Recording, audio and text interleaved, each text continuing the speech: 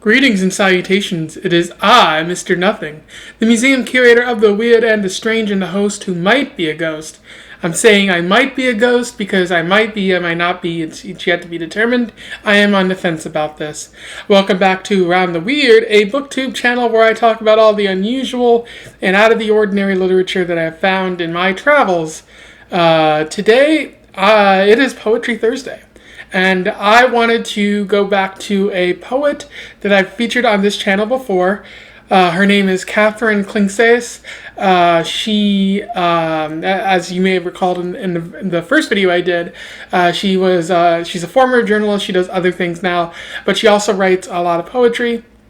Some of which she features on her channel, which again I will link to in the description.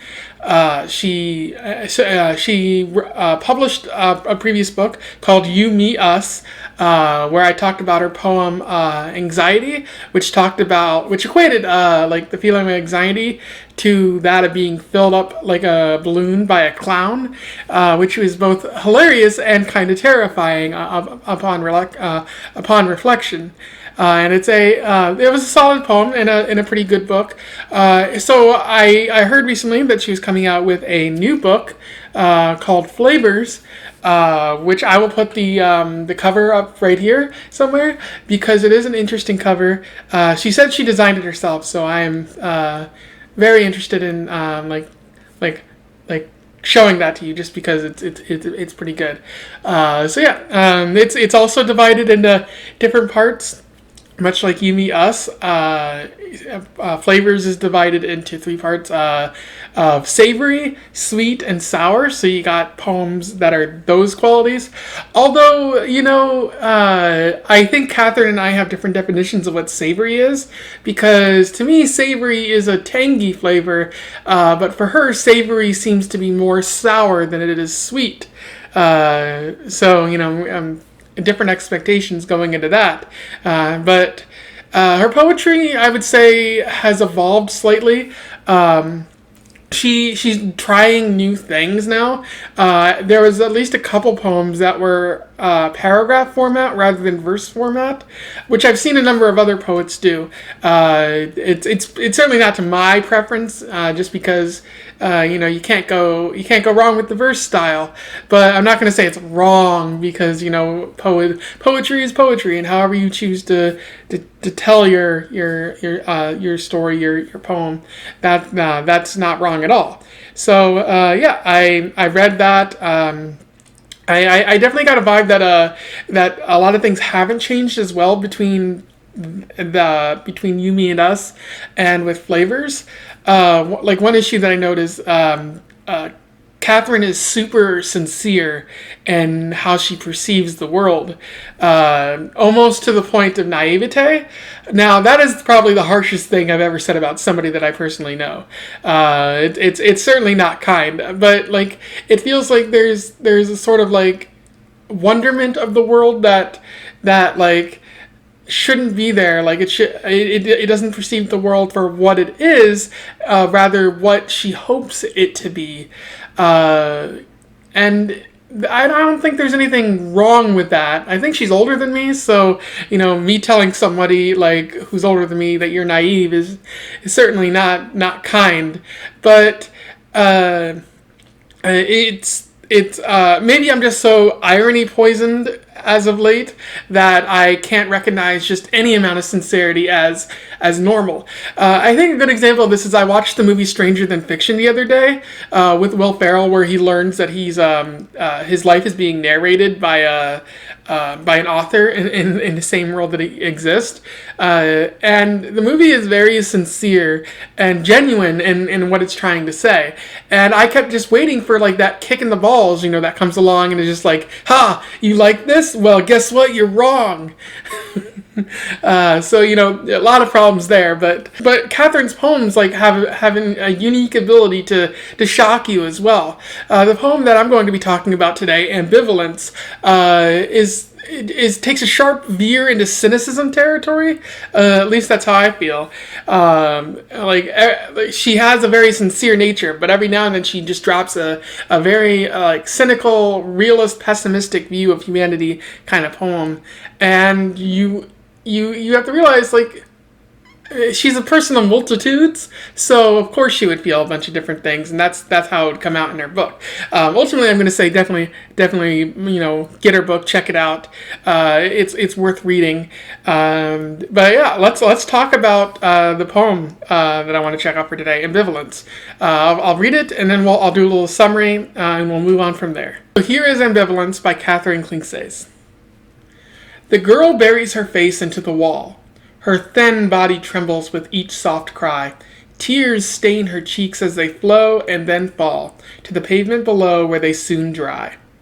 I watch from my window across the street, asking myself if I could help soothe her, be the kind soul she has needed to meet, show her life can be fun, happy, and fair. But I stay put inside my safe domain. I have ambivalence I must maintain. And so that was Ambivalence, a pretty interesting poem that can best be described as the narrator sees a young girl crying outside and wonders if they can do something to help them along, to help them see, a better world, but ultimately decides, they're on the fence about it, and they don't really care one way or another to help this child, this young person. So it's very, as I mentioned before, it's quite cynical in its nature. I like how Katherine sets up that hope in the second verse by saying, asking myself if I could help soothe her, be the kind soul she has needed to meet, show her life can be fun, happy, and fair. Possibly speaking from experience, where the narrator maybe didn't have that guiding force in their life, and so now they believe that they can be that guiding force for somebody else, and show them that life can be better. Life doesn't have to be, crying on the sidewalk, burying your head into the wall, and sobbing for hours on end, and maybe feeling depressed or anxious about what's going to happen next. That would be, a very positive message to send out into the world. Unfortunately, the narrator in this poem does not feel like doing that. Because in the very next verse, they say, but I stay put inside my safe domain. I have ambivalence I must maintain. Which is an interesting rhyme. But essentially what the narrator is saying there is that they're going to be inside the place where that they've built up their safe domain, their a home or something like that, where nothing from the outside world can get them and make them feel as though this young girl is feeling. And the final line is what shocks me the most about this poem.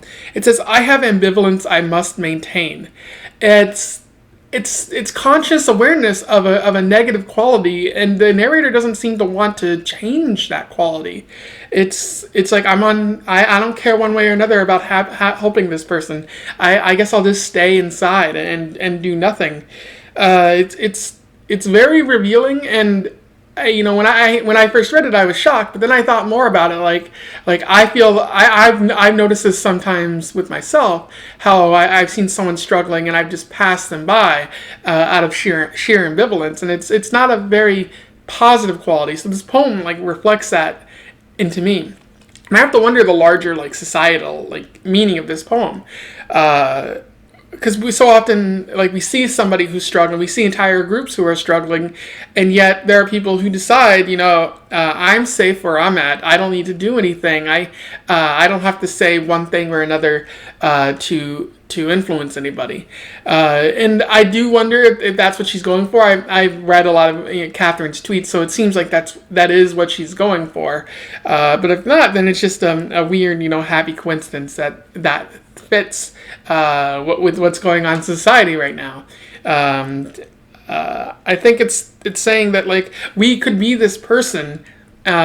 We need to practice more empathy, one, but then we also need to practice action, getting out there and making a positive change into the world, even though it might not directly benefit us. So a lot to say there, and it's a quality poem. That was Ambivalence by Katherine Klingseis from her book of poetry Flavors, which is out now. I'm going to recommend it to you, both the poem and also the book. There's another poem in there called White Pill, where the Katherine talks about not Katherine, but like the author talks about, the narrator talks about the feeling like their anxiety is a drummer within them, causing them, discomfort. It reminds me of the clown poem, and I was going to talk about it, but I felt like it'd be too similar there. So a number of poems that stood out to me with this book. Ultimately, a strong recommendation on my part, and also her former book, because that's good too. If you have anything to say about what I said, anything to comment about noted poet Katherine Klingseis, comment below. I would love to hear from you and have a conversation about this. Don't forget to like, share, and subscribe so that we can get Katherine's poetry out to the masses. Also follow me on Twitter at AroundTheWeird, so that we can talk about Poetry Thursday and books and movies and all kinds of fun things like that. And until then, I wish you the best of luck in your weird and ambivalent travels. Farewell.